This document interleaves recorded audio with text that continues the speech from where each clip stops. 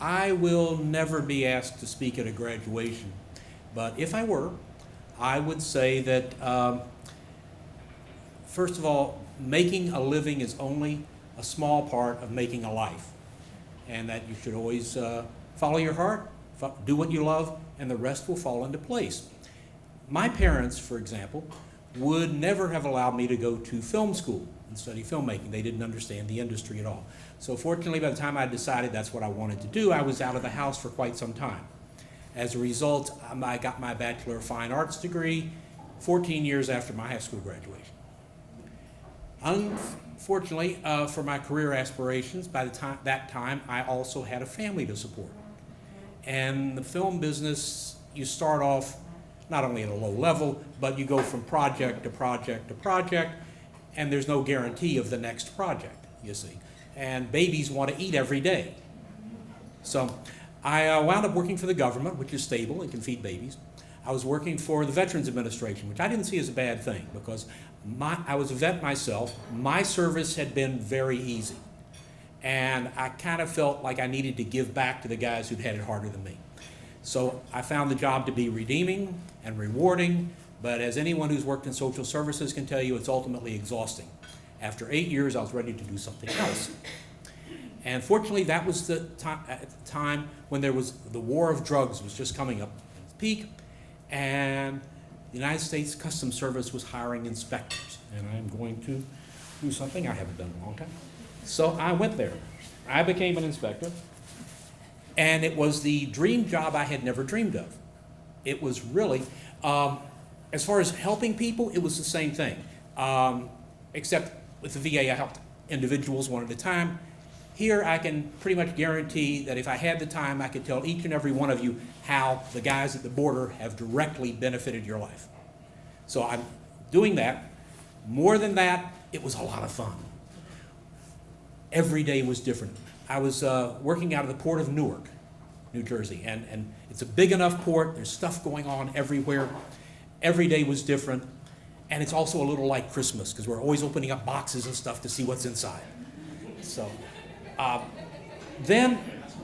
so as you can tell, I was a little enthusiastic about it, and our bicentennial year came along, 1989, and we got a message from the regional office of Public Affairs. They wanted to have volunteers to go speak at the schools and tell our story. Well, of course, I was ready for that, so I sent in my name, and then I waited, and weeks went by, a couple months went by, and finally I thought, well, I need to find out what's going on. So the next time I was in Manhattan, where we had our regional office, which is at number 6 World Trade Center, a little building right across the sidewalk from the North Tower.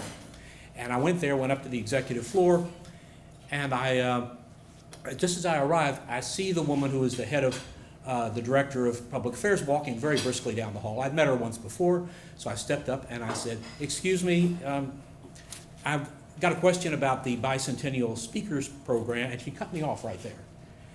She said, "Bicentennial?"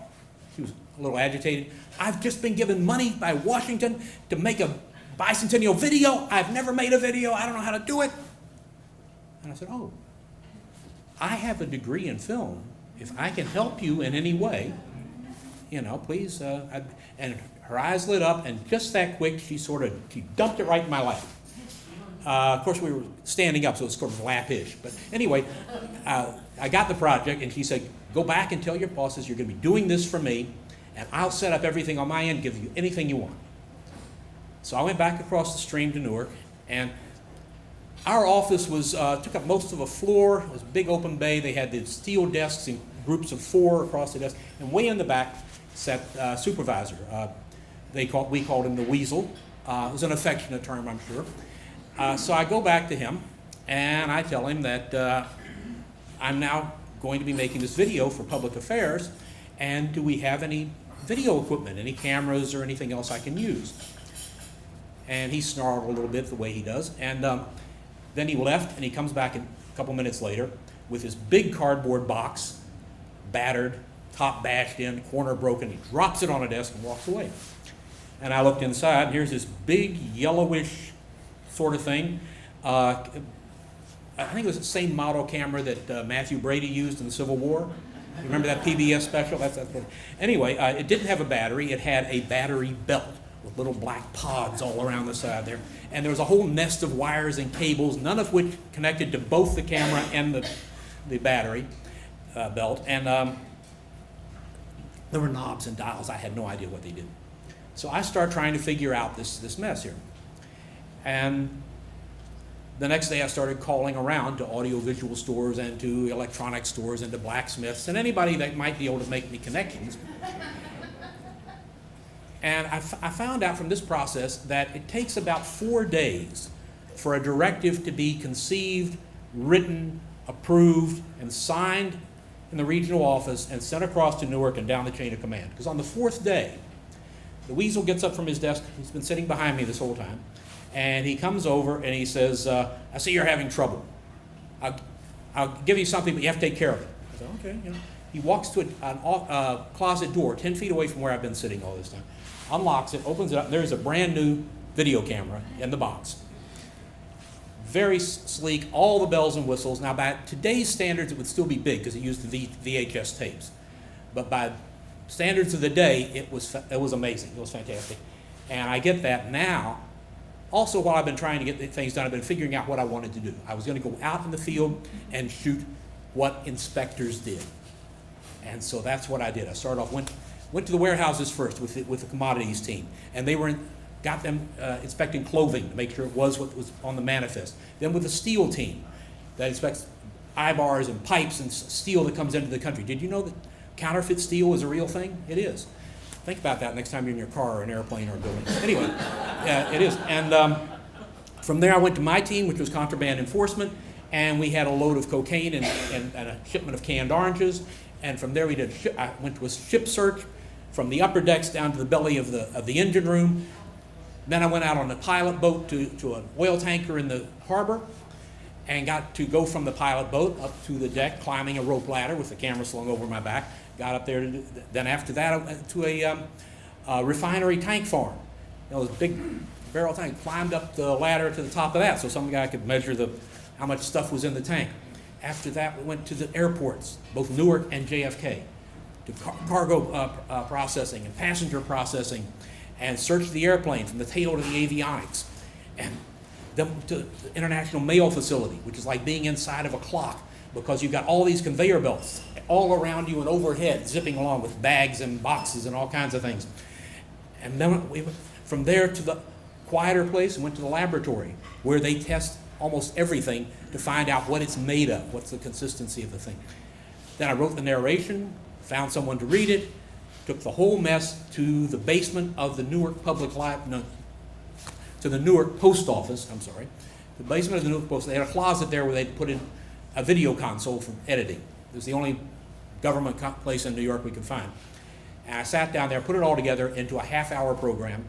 It debuted in the lobby of the World Trade Center, North Tower, and then from there we took it out to JFK, to the lobby of the International Arrivals Building, people to watch, and then it went to the important audience. It went down to D.C. to our executives, to the top people, and reportedly they loved it.